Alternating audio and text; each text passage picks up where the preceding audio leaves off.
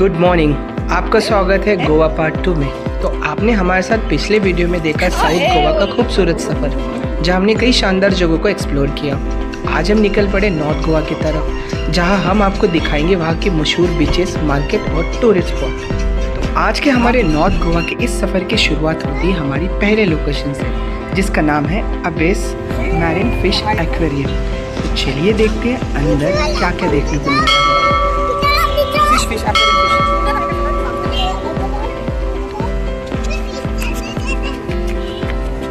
यह एक छोटा लेकिन बहुत ही दिलचस्प एक्वेरियम है, जहां आपको 60 से भी ज़्यादा अलग अलग प्रजातियों की रंग बिरंगी मछलियां देखने को मिलती है। यहाँ की खास बात यह है कि कुछ मछलियां भारत के समुद्री इलाकों के साथ साथ लक्षद्वीप, इंडोनेशिया, ऑस्ट्रेलिया और जापान जैसे देशों से भी लाई गई है। यह जगह खासकर बच्चों और फैमिली के साथ घूमने के लिए बहुत ही अच्छी मानी जाती है, जहां आप करीब से इन खूबसूरत समुद्र जीवों को देख सकते हो और उनके बारे में जान सकते हो। जीवा, tortoise bug, tortoise.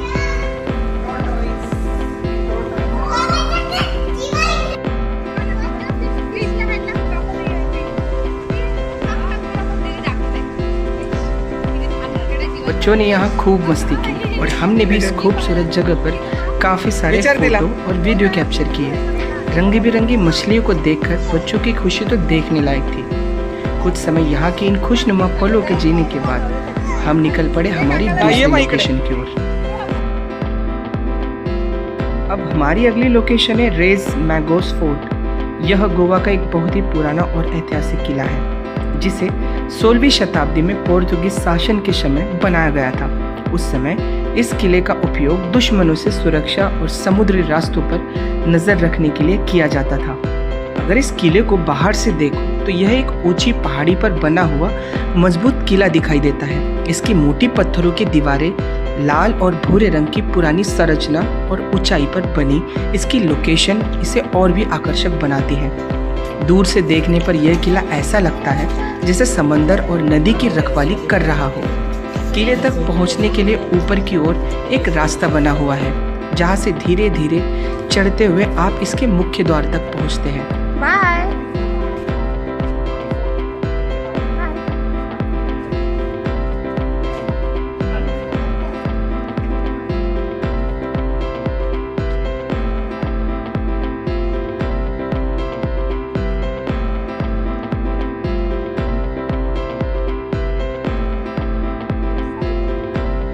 किले की सबसे खास बात यहाँ से दिखाई देने वाला खूबसूरत नज़ारा।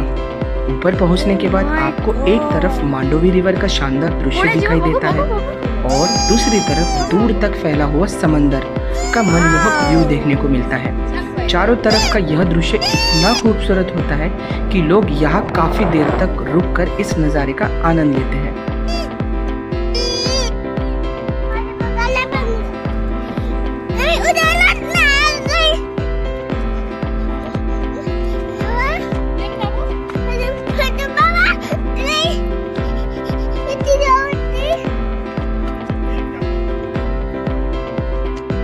ऊपर पहुंचने के बाद जब हम किले के अंदर जाते हैं तो वहाँ एक बड़ा हॉल बना हुआ है।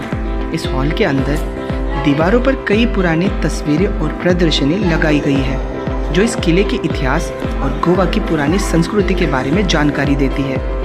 इन फोटो और पैनल्स में आपको पुराने समय के गोवा के दृश्य, किले, पुरानी स्थिति, पुर्तगाली शासन के समय की झलक और उस दौर की ऐतिहासिक घटनाएं देखने को मिलती है। इन तस्वीरों को देखकर ऐसा लगता है जैसे हम सैकड़ों साल पुराने समय की कहानी को अपनी आंखों से देख रहे हो। हॉल के अंदर कुछ जगहों पर जानकारी देने वाले बोर्ड भी लगाए गए हैं, जिनमें इस किले के निर्माण, उसकी सुरक्षा व्यवस्था और यहाँ रहने वाले सैनिकों के बारे में बताया गया है। इससे पता चलता है कि उस समय यह किला समुद्री रास्तों की सुरक्षा और दुश्मनों पर नज़र रखने के लिए कितना महत्वपूर्ण था। किले के अंदर घूमने और वहाँ की प्रदर्शनी और ऐतिहासिक तस्वीरें देखने के बाद जब हम बाहर आए तो हमने वहाँ एक 360 व्यू स्टैंड दिखाई दिया। इस स्टैंड पर मोबाइल सेट करने के बाद यह अपने आप चारों तरफ घूमता है। जिससे आपके आसपास का पूरा नज़ारा 360 एंगल में वीडियो कैप्चर हो जाता है। इस वीडियो को बनवाने के लिए वहाँ करीब 100 रुपये चार्ज लिया जाता है। हमने भी सोचा क्यों ना इस नए तरीके को ट्राई किया जाए, इसलिए हमने भी अपना मोबाइल उस स्टैंड में लगाया और 360 वीडियो बनवाया। सच में बताऊँ, मेरे लिए एक बिल्कुल नया और अलग अनुभव था, क्योंकि इस तरह का वीडियो हमने पहले कभी नहीं बनाया था।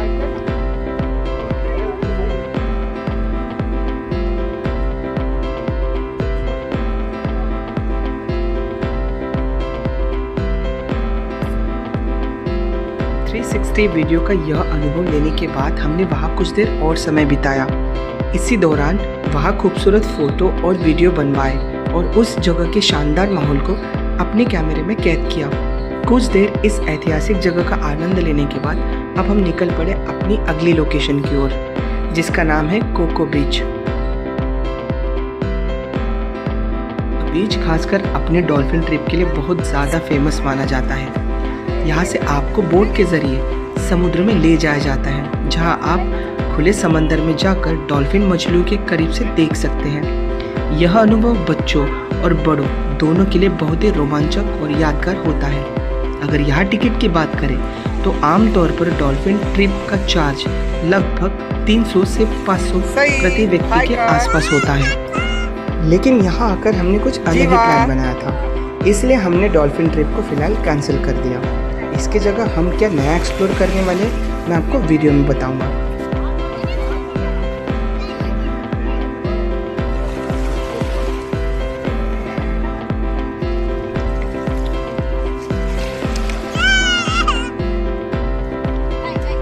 कोको बीच से निकलने के बाद हम सीधे अपनी अगली लोकेशन की ओर बढ़े, जो कि नॉर्थ गोवा का बहुत ही फेमस बीच है।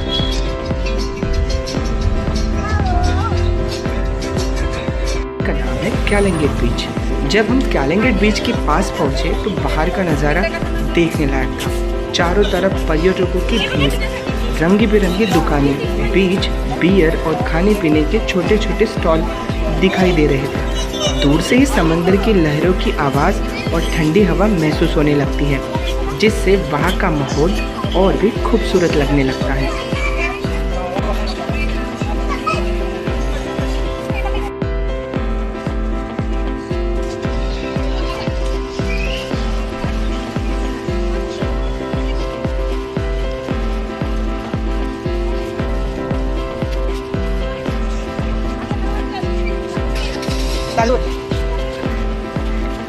रास्ते में हमें कई विदेशी पर्यटक भी देखने को मिले। उनमें से कुछ लोगों ने हमारे कैमरे को देखकर हंसते हुए हाय हेलो का अच्छा सा गेस्चर भी दिया, जो हमारे लिए एक बहुत ही प्यारा और यादगार पल बन गया। ऐसे छोटे मोटे मूवमेंट्स ये ट्रिप को और भी खास बना देते हैं। तो अब बारी थी मस्ती करने की। फिर क्या था, हम सब सीधे बीच की तरफ चले गए और समंदर के पानी में खूब मस्ती की। बच्चे भी बहुत खुश थे और हम सब ने मिलकर इस पल को खूब एंजॉय किया। कभी लहरों के साथ खेलना, कभी पानी में दौड़ना और कभी फ़ोटो वीडियो बनाना। इन सब के बीच समय कैसे निकला पता ही नहीं चला। कुछ ही देर के सफ़र के बाद हम पहुँचे स्नो पार्क। नॉर्थ गोवा का यह स्नो पार्क टूरिस्ट के बीच काफ़ी फेमस है, क्योंकि यहाँ आपको गोवा की गर्मी के बीच बर्फ़ का मज़ा लेने का मौका मिलता है। अगर यहाँ टिकट की बात करें तो आमतौर पर इसका टिकट लगभग 500 से 700 रुपये प्रति व्यक्ति के आसपास होता है। सीज़न के अनुसार थोड़ा बदल सकता है। टिकट लेने के बाद आपको अंदर जाने से पहले जैकेट, ग्लव्स और बूट्स दिए जाते हैं, ताकि आप ठंड में आराम से बर्फ का आनंद ले सकें। अब आपको बताते हैं कि हमने कोको बीच पर डॉल्फिन ट्रिप क्यों कैंसिल की। दरअसल हमने पहले से ही कुछ अलग प्लान बना रखा था। गोवा में वैसे तो मौसम काफ़ी गर्म और ह्यूमिडिटी भरा है, इसलिए हमने सोचा क्यों ना बच्चों के साथ बर्फ वाली जगह पर थोड़ा अलग अनुभव लिया जाए। इसी वजह से हमने डॉल्फिन ट्रिप के बजाय स्नो पार्क जाने का फैसला किया।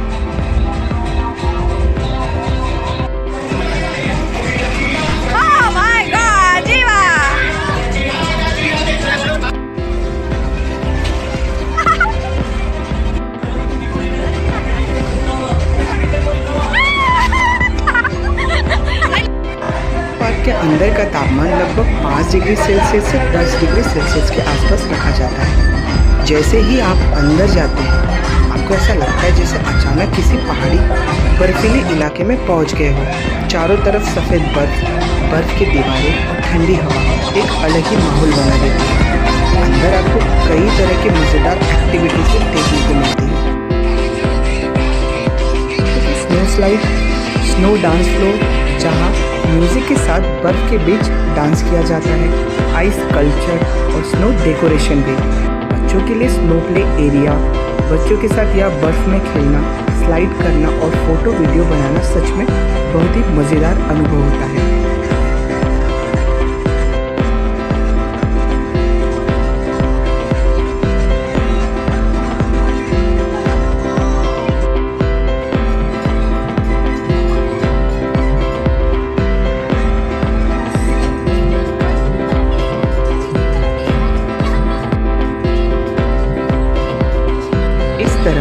गोवा की गर्मी और ह्यूमिडिटी भरे मौसम के बीच स्नो पार्क में बर्फ़ का मज़ा लेना हमारे लिए और बच्चों के लिए एक बहुत ही अलग और यादगार अनुभव बन गया।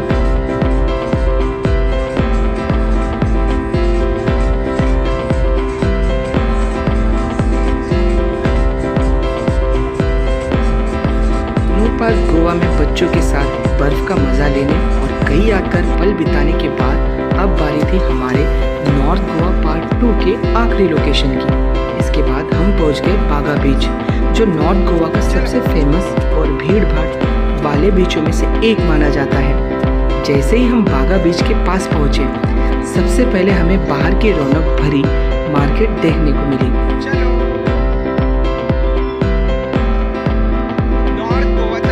के दोनों तरफ छोटी छोटी दुकानें, रंग बिरंगे कपड़े, बीच वेयर, हैट, सनग्लासेस, ज्वेलरी और गोवा की यादगार चीज़ें बेचने वाले स्टॉल लगे हुए थे। यहाँ की मार्केट में आपको हैंडमेड आइटम जैसे कि शेल से बने गहने, टी शर्ट, गोवा प्रिंट वाले कपड़े और कई तरह के गिफ्ट आइटम भी देखने को मिलते हैं। इसी वजह से बहुत सारे टूरिस्ट यहाँ शॉपिंग करना और फोटो वीडियो बनाना पसंद करते हैं। ये था हमारा नॉर्थ गोवा का आखिरी लोकेशन, जिसका नाम था बागा बीच। लेकिन हमारी यह यात्रा यही खत्म नहीं होती है। वीडियो को पूरा ज़रूर देखिए, क्योंकि जिस जगह हमने अपना होटल बुक किया था वहाँ से कोलवा बीच सिर्फ 5 मिनट की दूरी पर है। उस खूबसूरत बीच के बारे में मैं आपको वीडियो में ज़रूर दिखाऊंगा और पूरी जानकारी दूंगा। फिलहाल नॉर्थ गोवा की हमारी यह यात्रा यहीं तक थी। यहाँ हमने खूब मस्ती की, बहुत सारे फोटो और वीडियो बनाए और इस सफ़र के कई यादगार पल अपने कैमरे में कैद किए। हमने अपने गोवा ट्रिप को 2 अलग अलग पार्ट में बनाया है, south Goa part 1, north Goa part 2। अगर आपको इस पूरे ट्रिप की शुरुआत से पूरी जानकारी देखनी है तो आप मेरे साउथ गोवा पार्ट 1 वाला वीडियो ज़रूर देखें। वहाँ आपको हमारी पूरी गोवा जर्नी की शुरुआत से लेकर कई शानदार जगहों की डिटेल मिल जाएगी। डे 1 में हमने एक्सप्लोर किया साउथ गोवा, डे 2 में हमने एक्सप्लोर किया नॉर्थ गोवा। आज के दिन हमने जितना हो सका उतना ज़्यादा जरूर एक्सप्लोर करने की कोशिश की और हर लोकेशन के बारे में आपको सही जानकारी देने की कोशिश की, ताकि अगर आप भी गोवा जाने का प्लान करें तो आपको थोड़ी मदद मिल सके। डे 3 हमारा गोवा का आखिरी दिन, तो हम गए मनीषा रेस्टोरेंट, जो कि वहाँ का फेमस सी फूड ट्राई करने के लिए।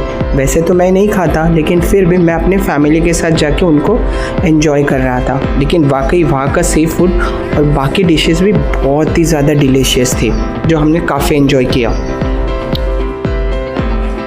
बस तो फिर मनीषा रेस्टोरेंट में सी फूड एंजॉय किया, वहाँ से बाहर निकल के हम बीच की ओर। बीच के पहले वहाँ पे बहुत सारे ऐसे होलसेल दुकानें थे काजू के, तो वहाँ से हमने काजू खरीदी किया और निकल गए हम सीधा बीच की ओर। काजू सिर्फ 500 kg में आपको वहाँ पे मिल जाता है होलसेल मार्केट के रेट में। चलिए हमारे साथ कोलवा बीच के गोवा की आखिरी सफर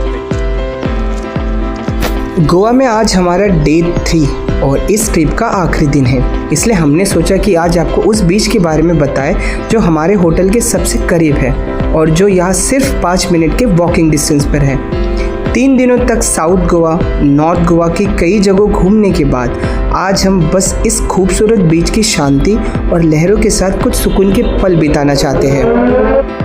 सच कहूँ तो ये 3 दिन कैसे गुजर गए पता ही नहीं चला। इस सफ़र में हमने बहुत सारी जगह देखी, नए अनुभव लिए और अपने परिवार और दोस्तों के साथ बहुत ही प्यारी यादें बनाई।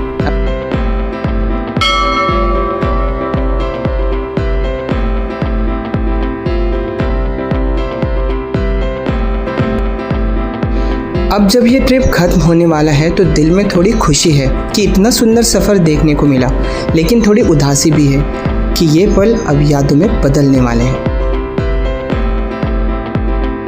उम्मीद करता हूँ कि आपको भी हमारी गोवा ट्रिप की यह पूरी जर्नी पसंद आई होगी और आपको भी ऐसा लगा होगा जैसे आप भी हमारे साथ इस सफ़र का हिस्सा थे। तो अगर आपको हमारा वीडियो पसंद आया तो प्लीज़ इसे लाइक, शेयर और सब्सक्राइब करिए। तो मिलते हैं अगले नए वीडियो के साथ, तब तक के लिए आपका शुक्रिया।